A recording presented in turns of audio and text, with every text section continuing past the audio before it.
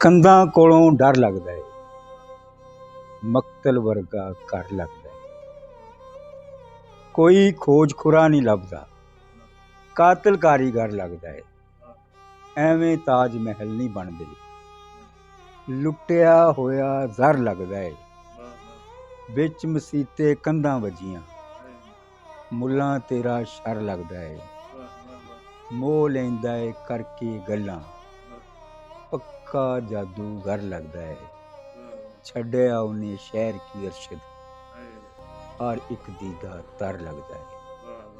ਕੰਧਾਂ ਕੋਲੋਂ ਡਰ ਲੱਗਦਾ ਏ, ਮਕਤਲ ਵਰਗਾ ਘਰ ਲੱਗਦਾ ਏ।